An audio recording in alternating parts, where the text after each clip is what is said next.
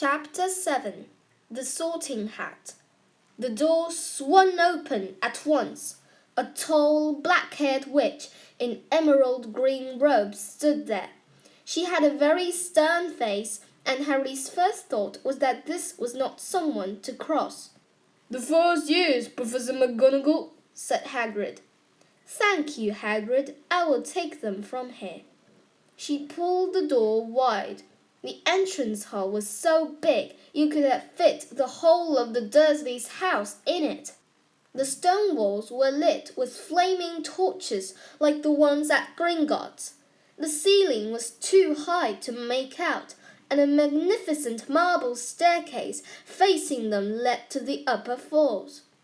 They followed Professor McGonagall across the flagstone floor. Harry could hear the drone of hundreds of voices from a doorway to the right. The rest of the school must already be here. But Professor McGonagall showed the first years into a small empty chamber off the hall.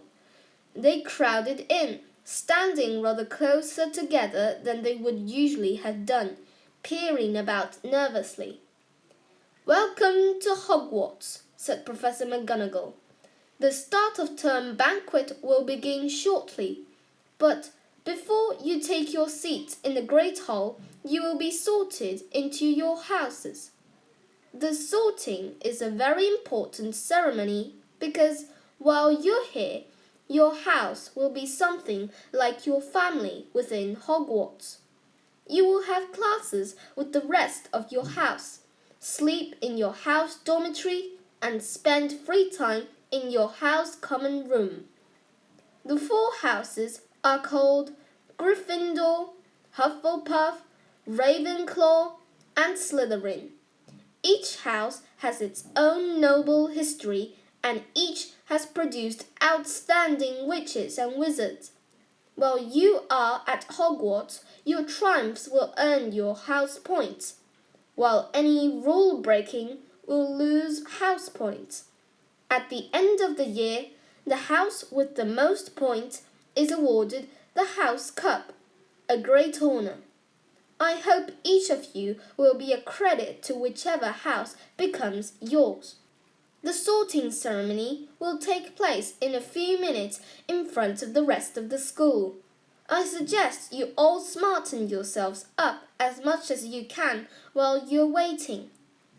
Her eyes lingered for a moment on Neville's cloak, which was fastened under his left ear, and on Ron's smudged nose. Harry nervously tried to flatten his hair. "I shall return when we're ready for you," said Professor McGonagall. "Please wait quietly." She left the chamber. Harry swallowed. "How exactly do they sort us into houses?" he asked Ron. "Some sort of test, I think. Fred said it hurts a lot, but I think he was joking." Harry's heart gave a horrible jolt. A test? In front of the whole school? But he didn't know any magic yet. What on earth would he have to do? He hadn't expected something like this in the moment they arrived. They looked around anxiously and saw that everyone else looked terrified too.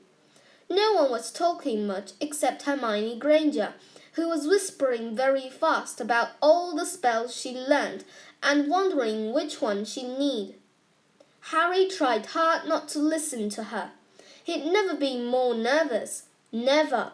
Not even when he'd had to take a school report home to the Dursleys saying that he'd somehow turned his teacher's wig blue. He kept his eyes fixed on the door. Any second now, Professor McGonagall would come back and lead him to his doom. Then something happened that made him jump about, a foot in the air. Several people behind him screamed. "What the?" he gasped. So did the people around him. About 20 ghosts had just streamed through the back wall. Pearly white and slightly transparent, they glided across the room, talking to one another and hardly glancing at the first years. They seemed to be arguing. What looked like a fat little monk was saying, Forgive and forget. I say we ought to give him a second chance. My dear Friar, haven't we given Peeves all the chances he deserves? He gives us all a bad name, and you know he's not really even a ghost. I say, what are you all doing here? A ghost wearing a ruff and tights had suddenly noticed the first years. Nobody answered. New students, said the fat friar, smiling around at them. About to be sorted, I suppose. A few people nodded mutely. Hope to see you in Hufflepuff, said the friar. My old house, you know.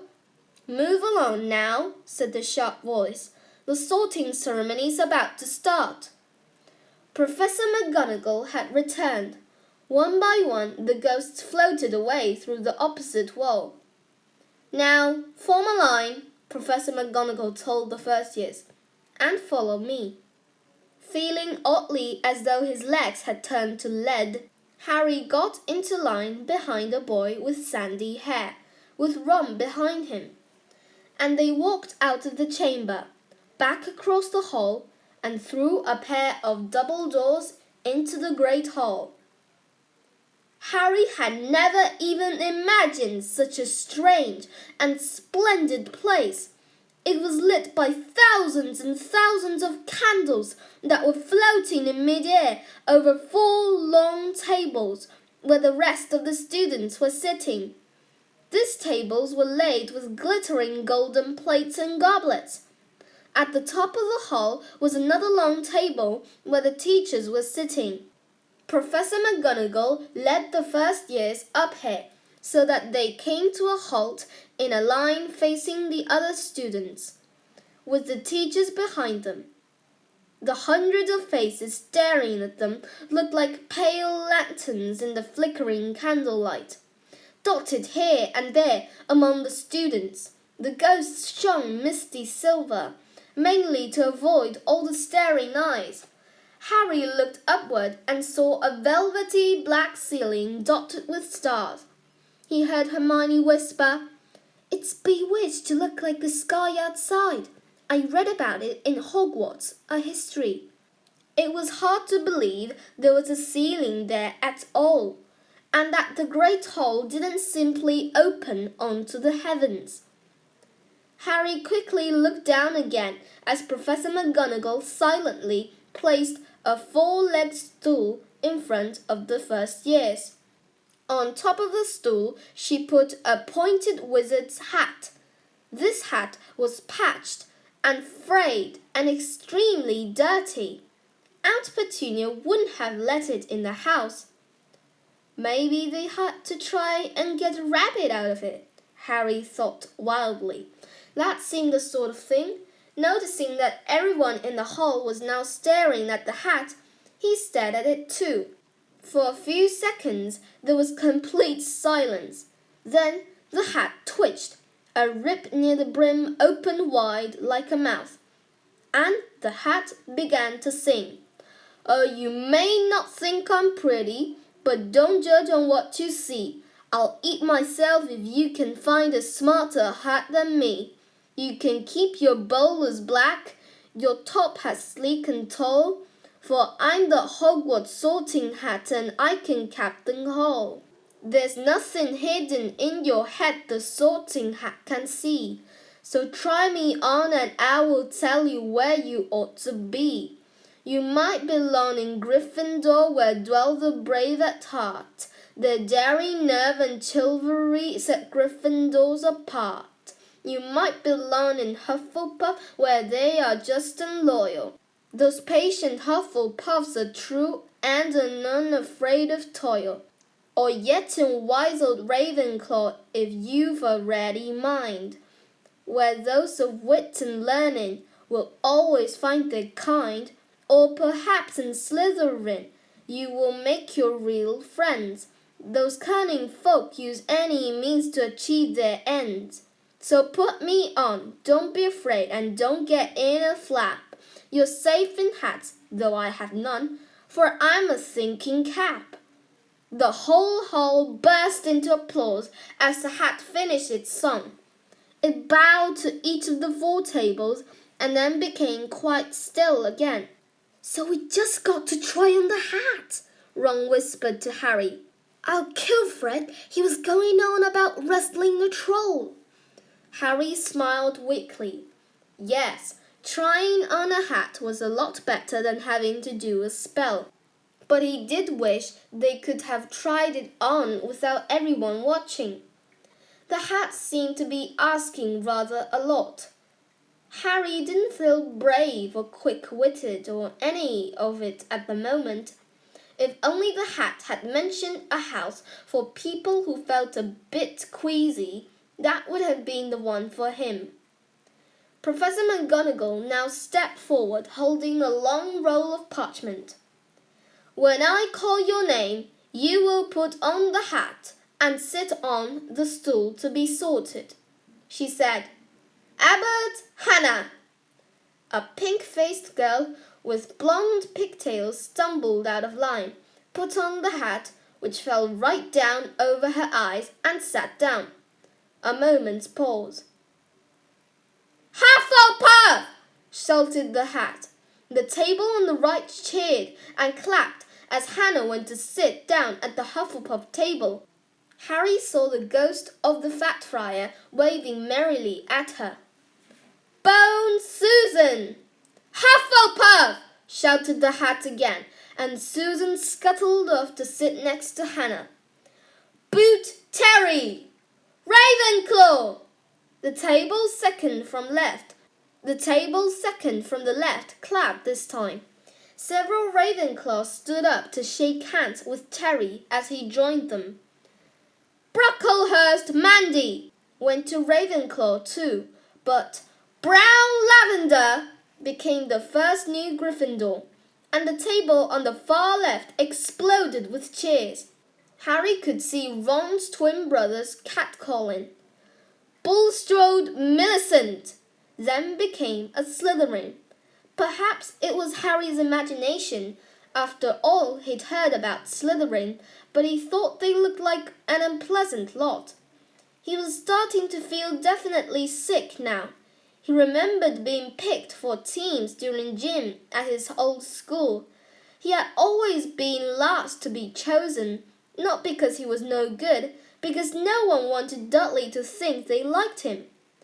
"Finch Fletchley Justin! Hufflepuff!" Sometimes Harry noticed the hat shouted the house at once, but at others it took a little while to decide.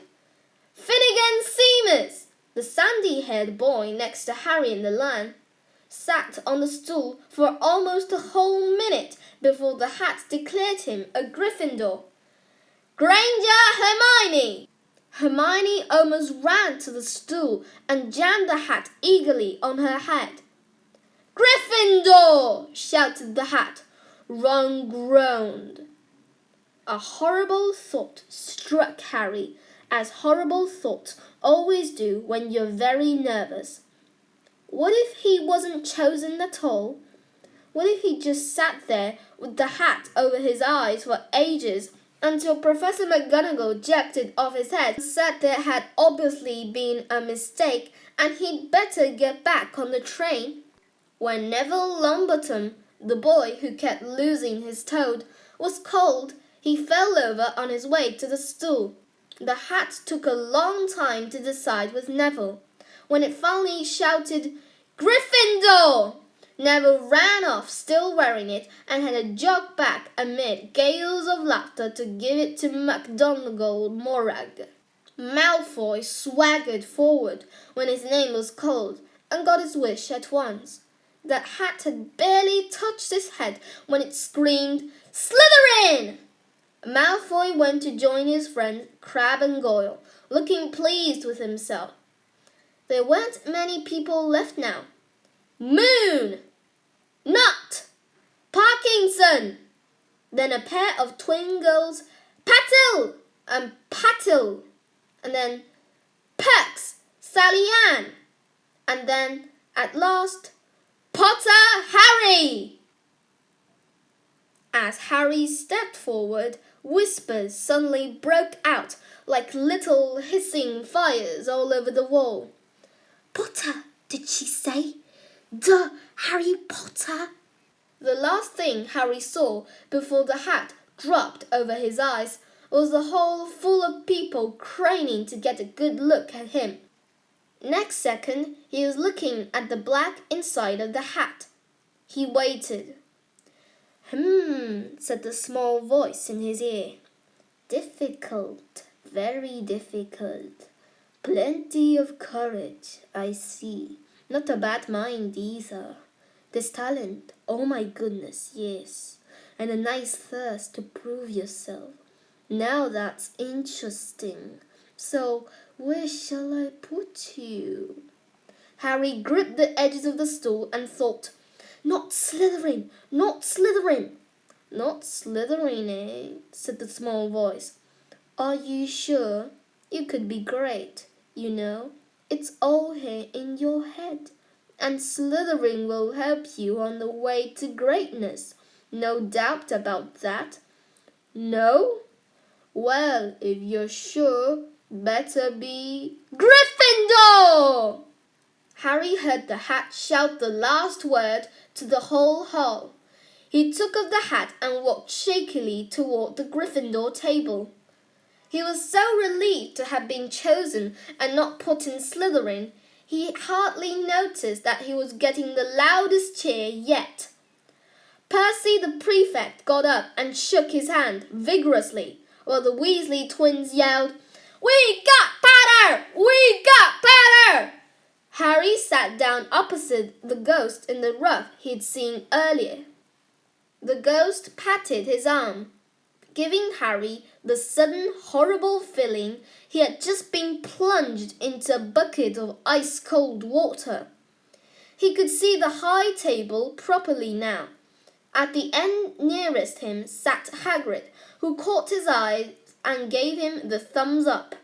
Harry grinned back, and there, in the centre of the high table, in a large gold chair, sat Albus Dumbledore. Harry recognized him at once from the card he'd gotten from the chocolate frog on the train. Dumbledore's silver hair was the only thing in the whole hall that shone as brightly as the ghost's. Harry spotted Professor Quirrell too, the nervous young man from the leaky cauldron. He was looking very peculiar in a large purple turban. And now there were only 4 people left to be sorted. Thomas Dean, a black boy even taller than Ron, joined Harry at the Gryffindor table. Turpin Lisa became a Ravenclaw. And then it was Ron's turn. He was pale green by now. Harry crossed his fingers under the table, and a second later the hat had shouted, Gryffindor! Harry clapped loudly with the rest as Ron collapsed into the chair next to him. Well done, Ron. Excellent, said Percy Weasley pompously across Harry as Zabini Blazy was made a Slytherin. Professor McGonagall rolled up her scroll and took the sorting hat away. Harry looked down at his empty gold plate. He had just realized how hungry he was. The pumpkin pasties seemed ages ago. Albus Dumbledore had gotten to his feet. He was beaming at the students, his arms opened wide, as if nothing could have pleased him more than to see them all there. Welcome, he said. Welcome to a new year at Hogwarts. Before we begin our banquet, I would like to say a few words. And here they are. Nitwit, Blubber, Oddment, Tweak. Thank you. He sat back down. Everybody clapped and cheered. Harry didn't know whether to laugh or not. Is he a bit mad? He asked Percy uncertainly. Mad? Said Percy airily. He's a genius, best wizard in the world. But he's a bit mad. Yes. Potatoes, Harry? Harry's mouth fell open. The dishes in front of him were now piled with food. He had never seen so many things he liked to eat on one table. Roast beef, roast chicken, pork chops and lamb chops, sausages, bacon and steak, boiled potatoes, roast potatoes, fries, Yorkshire pudding, peas, carrots, gravy, ketchup, and for some strange reason, peppermint humbugs. The Dursleys had never exactly starved Harry, but he'd never been allowed to eat as much as he liked. Dudley had always taken anything that Harry really wanted, even if it made him sick. Harry piled his plate with a bit of everything except the peppermint and began to eat. It was all delicious. "That looks good," said the ghost in the roof sadly, watching Harry cut up his steak. "Can't you—" "I haven't eaten for nearly 500 years," said the ghost. "I don't need to, of course, but one does miss it. I don't think I've introduced myself. Sir Nicholas de Mimsy Poppington at your service, resident ghost of Gryffindor Tower." "I know who you are," said Ron suddenly. "My brothers told me about you. You're nearly Headless Nick." "I would prefer you to call me Sir Nicholas de Mimsy," the ghost began stiffly, but sandy-haired Seamus Fagin interrupted. "Nearly headless? How can you be nearly headless?" Sir Nicholas looked extremely miffed, as if their little chat wasn't going at all the way he wanted. "Like this," he said irritably. He seized his left ear and pulled. His whole head swung off his neck and fell onto his shoulder as if it was on a hinge. Someone had obviously tried to behead him, but not done it properly. Looking pleased at the stunned looks on their faces, Nearly Headless Nick flipped his head back onto his neck, coughed, and said, "So, new Gryffindors, I hope you're going to help us win the house championship this year. Gryffindors have never gone so long without winning. Slytherins have got the cup 6 years in a row. The bloody Baron's becoming almost unbearable. He's a Slytherin ghost." Harry looked over at the Slytherin table and saw a horrible ghost sitting there, with blank staring eyes, a gaunt face, and robes stained with silver blood. He was right next to Malfoy, who Harry was pleased to see didn't look too pleased with the sitting arrangements. "How did he get covered in blood?" asked Seamus with great interest. "I've never asked," said Nearly Headless Nick delicately. When everyone had eaten as much as they could, the remains of the food faded from the plates, leaving them sparkling clean as before. A moment later, the desserts appeared. Blocks of ice cream in every flavour you could think of. Apple pies, treacle tarts, chocolate eclairs and jam donuts. Truffles, strawberries, jello, rice pudding. As Harry helped himself to a treacle tart, the talk turned to their families. "I'm half and a half," said Seamus. "Me dad's Muggle. Mom didn't tell him she was a witch till after they'd married. Bit of a nasty shock for him." The others laughed. "What about you, Neville?" said Ron. "Well, my gran brought me up and she's a witch," said Neville. "But the family thought I was all Muggle for ages. My great-uncle Algy kept trying to catch me off my guard and force some magic out of me. He pushed me off the end of Blackpool Pier once. I nearly drowned, but nothing happened until I was 8. Great-uncle Algy came around for dinner, and he was hanging me out of an upstairs window by the ankles when Great-auntie Enid offered him a marrying, and he accidentally let go. But I bounced all the way down to the garden and into the road. They were all really pleased. Gran was crying. She was so happy. And you should have seen the faces when I got in here. They thought I might not be magic enough to come. You see, Great-uncle Algy was so pleased he bought me my toad." On Harry's other side, Percy Weasley and Hermione were talking about lessons. I do hope they start right away. There's much to learn. I'm particularly interested in transfiguration. You know, turning something into something else, of course. It's supposed to be very difficult. You'll be starting small, just matches into needles and that sort of thing. Harry, who was starting to feel warm and sleepy, looked up at the high table again. Hagrid was drinking deeply from his goblet. Professor McGonagall was talking to Professor Dumbledore. Professor Quirrell, in his absurd turban, was talking to a teacher with a greasy black hair, a hooked nose, and a sallow skin. It happened very suddenly. The hooked-nosed teacher looked past Quirrell's turban straight into Harry's eyes, and a sharp, hot pain shot across the scar on Harry's forehead. Ouch! Harry clapped a hand to his head. What is it? Asked Percy. Nothing. The pain had gone as quickly as it had come. Harder to shake off was the feeling Harry had gotten from the teacher's look, a feeling that he didn't like Harry at all. Who's that teacher talking to Professor Quirrell? He asked Percy. Oh, you know Quirrell already, do you? No wonder he's looking so nervous. That's Professor Snape. He teaches potions, but he doesn't want to. Everybody knows he's after Quirrell's job.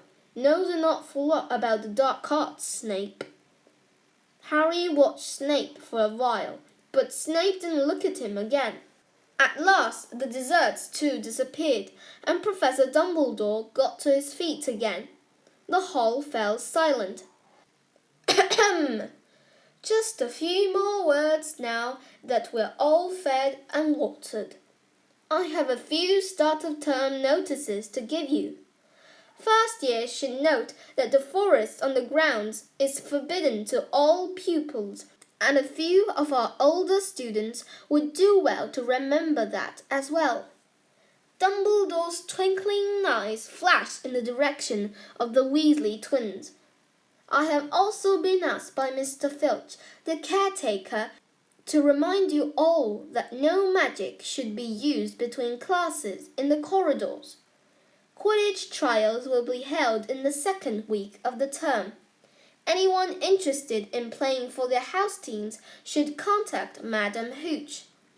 And finally, I must tell you that this year, the third-floor corridor on the right-hand side is out of bounds to everyone who does not wish to die a very painful death. Harry laughed, but he was one of the few who did. He's not serious, he muttered to Percy. Must be, said Percy, frowning at Dumbledore. It's odd, because he usually gives us a reason why we're not allowed to go somewhere. The forest's full of dangerous beasts, anyone knows that. I do think he might have told us prefects, at least. And now, before we go to bed, let us sing the school song, cried Dumbledore. Harry noticed that the other teacher's smile had become rather fixed. Dumbledore gave his wand a little flick, as if he was trying to get a fly off the end, and a long golden ribbon flew out of it, which rose high above the tables and twisted itself, snake-like, into words. Everyone pick their favorite tune, said Dumbledore, and off we go. And the school bellowed. Hogwarts, Hogwarts, hoggy-wotty Hogwarts. Teach us something, please, whether we be old and bold, or young with scabby knees. Our heads could do with filling with some interesting stuff, for now they're bare and full of air, dead flies and bits of fluff. So teach us something worth knowing, bring back what we've forgot. Just do your best, we'll do the rest, and learn until our brains are rot. Everybody finished the song at different times. At last, only the Weasley twins were left, singing along to a very slow funeral march. Dumbledore conducted the last few lines with his wand, and when they had finished, he was one of those who clapped loudest. Ah, music, he said, wiping his eyes. A magic beyond all we do here. And now, bedtime, off you trot.